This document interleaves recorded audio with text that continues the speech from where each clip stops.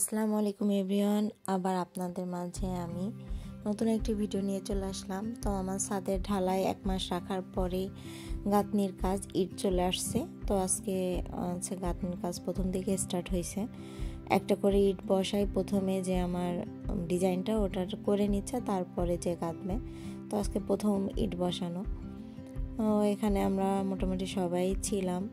তো ডিজাইনটা দেখায় দেওয়ার পরে প্রথমে ডিজাইনটা একরকম ছিল, পরে ওটা রুমটা ছুটে যাচ্ছিলো দিকে চেঞ্জ করছিলাম। তো ওটা পরে এখানে 4 দিনের গাঁথনি। এটা আমি বেশি করে লোক দিতে বলছিলাম, যেহেতু 1 মাসের মধ্যে আমার কমপ্লিট করে উঠতে হবে।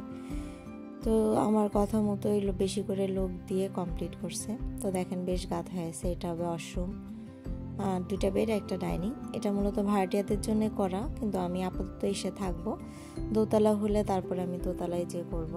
তো রুমগুলো প্রথমে দেখতে অনেক ছোট ছোট লাগতেছিল, যে মনে হচ্ছিল যে এত ছোট, এখানে মনে হয় কিছু ধরবে না। বাট আসলে এমন না। রুম করার পরে, জিনিস উঠানোর পরে বোঝা যায় রুমটা কেমন। আর সামনে থাকবে গ্যারেজ। তো দেখেন গাঁথা তো প্রায় শেষই, ভিতরের গাঁথা। আর সাইডে হচ্ছে দুই পাশে ওয়াল করে রাখতেছে। এখন ওই সাইডে কোনো কাজ করবো না, ওটার কাজ লাস্টে হবে।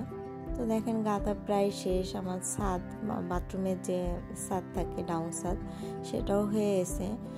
ভীম উঠানো হয়ে গেছে, শুধু একটা না 2টা ভীম উঠাইতে বাকি আছে, বাদ বাকি সবই হয়ে গেছে।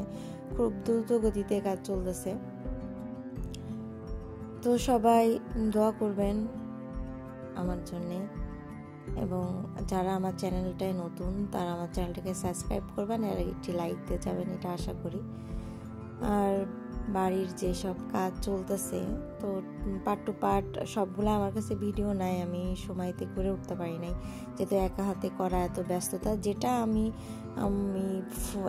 আমার ফোনে ক্যাপচার করতে পারছি, আমি ওটা আপনাদের মধ্যে ইনশাল্লাহ শেয়ার করব এবং শেয়ার করতেছি। সবাই আমার জন্য দোয়া করবেন। আল্লাহ হাফেজ।